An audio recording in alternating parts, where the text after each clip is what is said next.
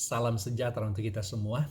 Berjumpa lagi dengan saya, Pendeta Rayu Sinampu Channel, untuk membagikan kebenaran firman Tuhan. Saya mengajak kita merenungkan bagian firman Tuhan yang terdapat dalam Lukas pasal 10 ayat 1 sampai 4 dengan tema bertolong-tolonganlah melayani di ladangnya. Saudara-saudara yang dikasihi Tuhan, pernahkah Bapak Ibu mencoba memindahkan lemari sendirian? Biasanya kita mulai dengan semangat, tapi baru beberapa detik kemudian muncul suara lirih di hati kita. Kenapa aku tidak minta tolong sama orang lain ya? Nah, seringkali dalam pelayanan kita juga seperti itu. Ingin berjuang sendiri, semangat di awal, tapi akhirnya kelelahan. Kenapa? Karena lupa bahwa Tuhan tidak pernah menyuruh kita untuk melayani sendirian. Itu sebabnya dalam Lukas 10 ayat 1 berkata begini.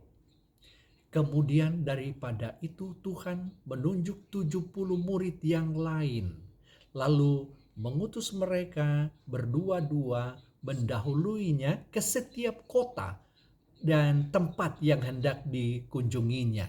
Saudara, Tuhan Yesus tahu pelayanan bukan proyek individu. Ia tidak berkata, pergilah seorang-seorang supaya cepat, tetapi berdua-dua. Supaya apa? Supaya kuat. Kenapa dua-dua? Karena pelayanan membutuhkan dukungan, membutuhkan keseimbangan dan peneguhan. Artinya, kalau satu lelah, yang lain bisa menguatkan. Kalau satu gugup, yang lain bisa menenangkan. Kalau satu lupa ayat, yang lain bisa melengkapi. Saya teringat kisah seorang pemuda yang baru pertama kali ikut paduan suara di gereja. Waktu latihan suaranya agak melenceng dari nada. Tapi karena berdiri di antara teman-temannya, suaranya tertutupi dan lagu tetap terdengar indah. Begitu juga kita saudara dalam pelayanan, mungkin tidak sempurna, tapi bersama-sama kita bisa menghadirkan harmoni yang indah bagi Tuhan. Di ayat 2 Yesus berkata begini, tuaian memang banyak, tapi pekerja sedikit. Karena itu, mintalah kepada Tuhan yang empunya tuaian supaya Dia mengirimkan pekerja-pekerja untuk tuaian itu. Saudara, inilah realita pelayanan. Ladang Tuhan luas, tetapi pekerjanya sedikit. Bukan berarti tidak ada orang, tetapi tidak semua bersedia melangkah keluar dari zona nyamannya. Banyak yang berkata, saya belum siap. Tunggu anak-anak saya besar dulu. Atau saya sibuk nanti saja. Saudara, Yesus tahu ladang pelayanan itu besar. Bukan cuma di gereja, tapi juga di rumah, di tempat kerja, di sekolah, bahkan di dunia digital. Setiap tempat adalah ladang yang membutuhkan terang Kristus. Tapi menarik, Yesus tidak berkata, pergilah langsung ke ladang itu. Melainkan, mintalah kepada Tuhan yang empunya tuaian. Artinya saudara, sebelum kita terjun, kita harus berdoa. Pelayanan bukan hanya tentang bekerja keras, tetapi tentang bekerja bersama Tuhan. Kalau diibaratkan, kita bukan pemilik sawah, kita hanya bekerja. Tugas kita menabur dan menuai, tapi Tuhanlah yang memberi pertumbuhan. Saya jadi teringat cerita lucu, suatu kali ada dua petani yang menanam padi. Yang satu berdoa setiap hari, yang satu tidak. Tapi petani dua-dua ini bekerja sangat rajin yang kedua ini. Ternyata panen mereka sama bagusnya. Akhirnya petani pertama berkata, Tuhan memang adil. Dia memberkati kita. Tapi petani kedua menjawab, iya, tapi jangan lupa, dia memberkati sawahku lewat keringatku juga. Artinya apa, saudara? Doa dan tindakan harus berjalan bersama. Kita berdoa supaya Tuhan kirim pekerja, tapi jangan lupa, kadang jawaban doanya adalah kita sendiri.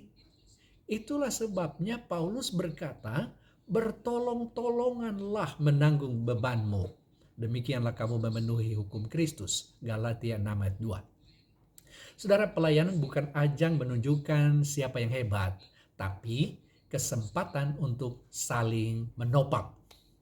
Dalam tubuh Kristus, setiap bagian itu penting. Ada yang melayani di mimbar, ada yang di dapur, ada yang menyiapkan kursi, ada yang berdoa di rumah. Semua sama berharganya. Terkadang kita hanya melihat yang kelihatan, yang di depan. Tapi yang di belakang layar juga adalah bagian dari pelayanan. Seperti sekrup kecil di dalam mobil. Tidak terlihat, tapi tanpa itu seluruh mesin bisa bergetar. Saudara, Yesus memang tidak menyembunyikan fakta bahwa pelayanan itu punya tantangan. Tidak. Di ayat 3 Yesus bicara begini, pergilah. Sesungguhnya aku mengutus kamu seperti anak domba ke tengah serigala. Wow. Kalau dipikir-pikir, saudara, ini misi yang berisiko tinggi, alias misi bunuh diri namanya.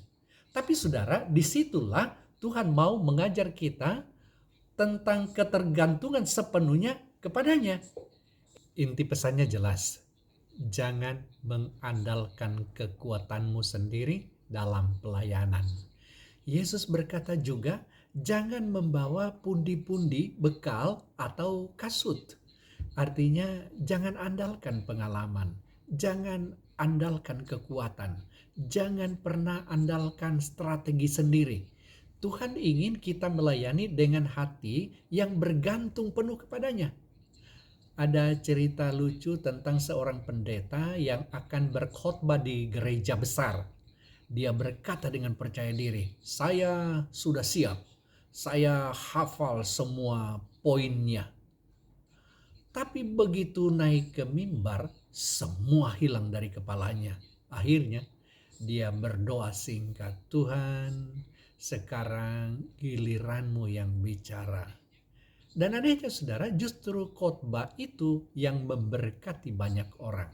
Saudara, terkadang Tuhan memang mengosongkan kita supaya ia bisa memenuhi kita dengan kuasa dan hikmatnya.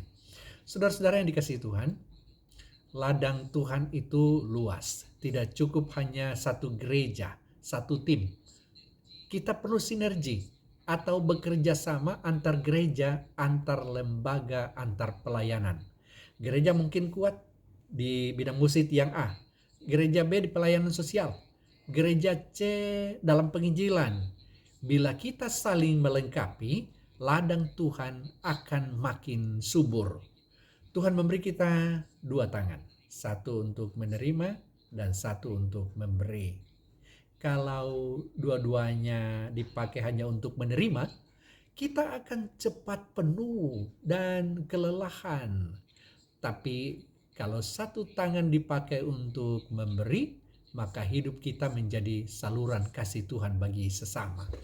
Saudara-saudara yang dikasihi Tuhan, marilah kita melayani bukan sendirian, tapi bertolong-tolongan di ladang Tuhan. Kita saling menopang, saling menguatkan, saling melengkapi yang seorang dengan yang lain. Ingatlah, ladang Tuhan itu luas, tapi Dia memanggil kita semua bukan untuk menjadi penonton, tapi pekerja. Dan ketika kita bekerja bersama, bergantung penuh kepada Tuhan, hasilnya bukan hanya tuaian yang banyak, tapi juga sukacita surgawi yang berlimpah. Jadi kalau suatu hari kita merasa lelah dalam pelayanan, ingatlah, di ladang Tuhan tidak ada aku, yang ada hanyalah kita. Mari bertolong-tolonganlah dalam pelayanan di ladangnya. Tuhan memberkati saudara.